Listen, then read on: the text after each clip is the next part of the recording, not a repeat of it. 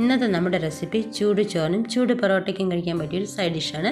അപ്പോൾ അതിന് വേണ്ടിയിട്ട് ഒരു പാനിലേക്ക് പട്ട, ഗ്രാമ്പു, ഏലക്ക ഇത്ര ഇട്ട് കൊടുത്ത് 1 സ്പൂൺ കുരുമുളകും കൂടെ തന്നെ 1 സ്പൂണോളം മല്ലി കൂടി ചേർത്ത് കൊടുക്കാം. മുഴുവൻ മല്ലി. ഇതൊരു 10 സെക്കൻഡ് നമുക്ക് ഇളക്കി കൊടുക്കാം. നമ്മുടെ മല്ലി നല്ലോണം ചുവന്ന് വരണം.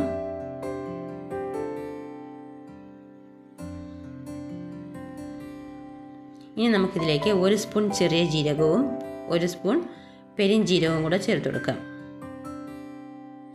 ഇതും ഒരു 10 സെക്കൻഡ് ഇളക്കി കൊടുത്താൽ മാത്രം മതി. ജീരകം ഒന്ന് പൊട്ടി വരണം, അതുവരെ നമുക്കിതൊന്ന് ഇളക്കി കൊടുക്കാം.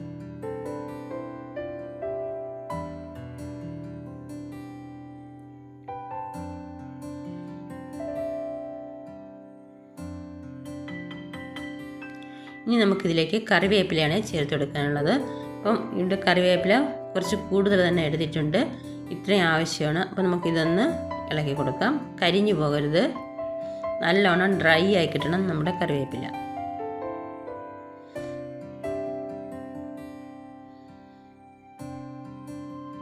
നല്ലോണം ഡ്രൈ ആയി വന്നിട്ടുണ്ട്.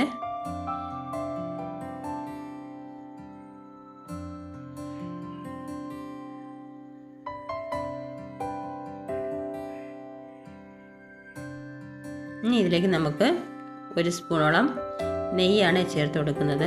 നെയ്യ് നേരത്തെ തന്നെ ചേർക്കാത്തത് നമ്മുടെ കറിവേപ്പിലയൊക്കെ പരസ്പരം ഒട്ടിപ്പോവും. അപ്പോൾ ഒന്ന് ഇതേപോലെ കറിവേപ്പില മൂത്ത് വന്നതിന് ശേഷം നമുക്ക് നെയ്യ് ചേർത്ത് കൊടുക്കാം.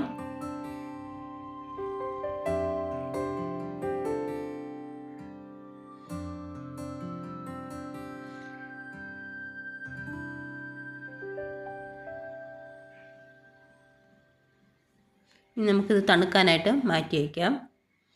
ഞാനിത് പൊടിച്ചെടുത്ത് വന്നിട്ടുണ്ട്. നല്ല ഫൈനായിട്ട് പൊടിച്ച് ഇനി ഇത് മാറ്റി വെച്ചതിന് ശേഷം നേരത്തെ വറുത്ത അതേ പാനിൽ തന്നെ നമുക്ക് കുറച്ച് ഓയിൽ ഒഴിച്ചു കൊടുക്കാം. കൂടെ തന്നെ 1 സ്പൂൺ നെയ്യ് കൂടി ചേർത്ത് കൊടുക്കാം.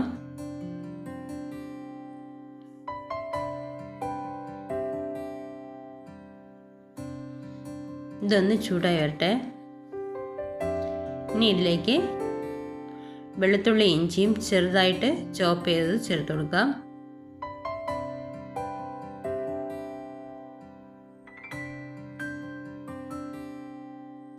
ഇഞ്ചിയും വെളുത്തുള്ളിയും ചെറുതായിട്ടൊന്ന് മൂത്ത് വരണം. ഇതിവിടെ മൂത്ത് വന്നിട്ടുണ്ട്. ഇനി ഇതിലേക്ക് 1 സവാള കനം കുറച്ച് സ്ലൈസ് ചെയ്ത് ചേർത്ത് കൊടുക്കാം.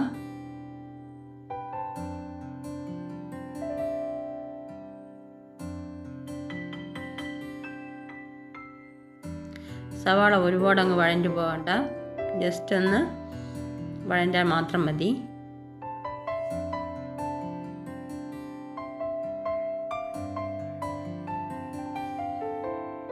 ഇനി നമുക്കിതിലേക്ക് പച്ചമുളക് ചേർത്ത് കൊടുക്കാം. ഞാനൊരു 4-5 പച്ചമുളക് കീറിയത് ചേർത്ത് കൊടുക്കുന്നുണ്ട്.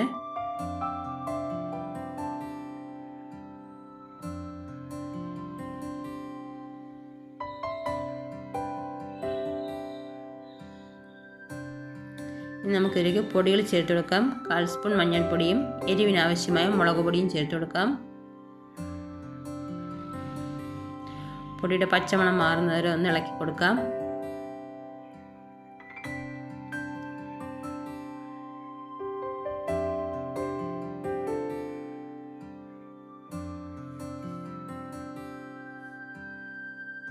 ഇനി നമുക്കിതിലേക്ക് 1 സവാള അരച്ചത് ചേർത്ത് കൊടുക്കാം. നല്ല പേസ്റ്റ് പോലെ അരച്ചെടുത്തിട്ടുണ്ട്, അത് ചേർത്തെടുത്തു. സവാളയുടെ പച്ചമണം മാറുന്നവരെ ഇളക്കി കൊടുക്കാം.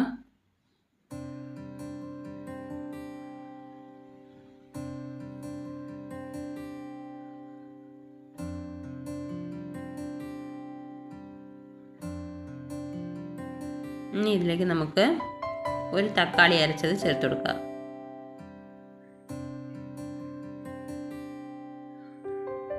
തക്കാളി നല്ലോണം ഒന്ന് കുക്ക് ചെയ്തെടുക്കാം, ആ പച്ച ചുവയൊക്കെ മാറുന്നത് വരെ.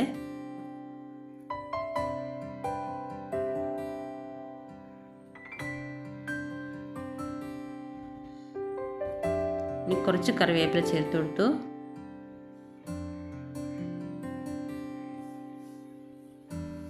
ഇനി ഇത് നേരത്തെ തന്നെ നമ്മൾ വറുത്ത് മാറ്റി വെച്ചിരുന്ന കറിവേപ്പിലയും അതുപോലെ തന്നെ ഗ്രാമ്പു, ഏലക്ക, പട്ട ഇതെല്ലാം പൊടിച്ച പൊടിയിൽ പകുതി മാത്രം ചേർത്ത് കൊടുക്കാം. പകുതി ഞാൻ മാറ്റി വെച്ചിട്ടുണ്ട്. അടുത്ത് നമുക്ക് ലാസ്റ്റ് ചേർക്കാനുള്ളതാണ്.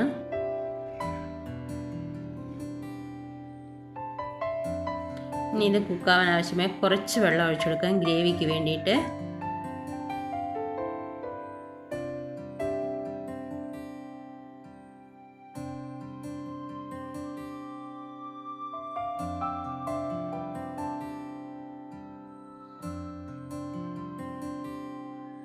വെള്ളമെല്ലാം തിളച്ച് വറ്റി ഒന്ന് കുറുകി വന്നു. ഇനി നമുക്കിതിലേക്ക് തിളച്ച വെള്ളത്തിലിട്ട് പിഴിഞ്ഞെടുത്ത് സോയ ചങ്ക്സ് ഇട്ട് കൊടുക്കാം.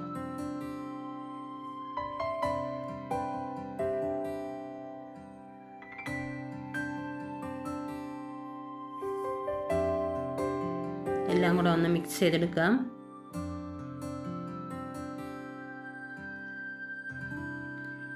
ഇനി നമുക്ക് നേരത്തെ പൊടിച്ച് മാറ്റി വെച്ചിരുന്ന ബാക്കി പൊടി കൂടി ചേർത്ത് കൊടുക്കാം. കറിവേപ്പിലയും ഗ്രാമ്പു, പട്ട, മല്ലി എല്ലാം കൂടെ പൊടിച്ച പൊടി.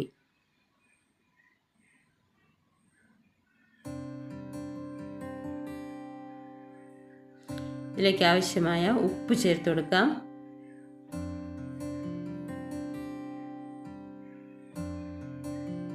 ഉപ്പൂടെ ചേർത്ത് നല്ലോണം ഒന്ന് വഴറ്റിയെടുക്കണം. എത്രത്തോളം വഴറ്റാമോ അത്രത്തോളം ഇത് ഡ്രൈ ആയി കിട്ടണം.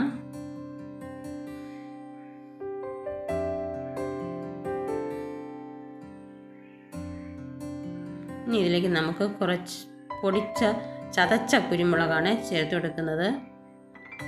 അപ്പോൾ എത്രയാണോ എരിവ് ആവശ്യം അതിനനുസരിച്ച് എരിവ് നോക്കിയിട്ട് ഇട്ട് കൊടുക്കുക. എത്ര സമയം നമ്മളിതിങ്ങനെ ഇളക്കി വരട്ടിയെടുക്കാവുമോ അത്രയും ടേസ്റ്റ് കൂടും.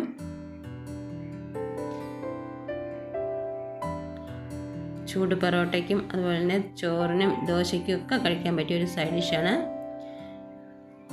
ഇനി ഇതിലേക്ക് കുറച്ച് മല്ലിയില ചോപ്പ് ചെയ്തുകൂടി ചേർത്ത് ഒന്ന് ഇളക്കി യോജിപ്പിച്ചെടുക്കാം. വളരെ ടേസ്റ്റിയായ ഈ റെസിപ്പി എല്ലാവർക്കും ഇഷ്ടപ്പെട്ടു എന്ന് എഴുതുന്നു.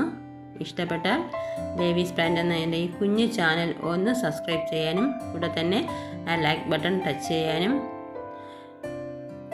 ബെല്ലൈക്കൺ ഓണാക്കി വയ്ക്കാനും മറക്കരുതേ. Thanks for watching my video. Thank you.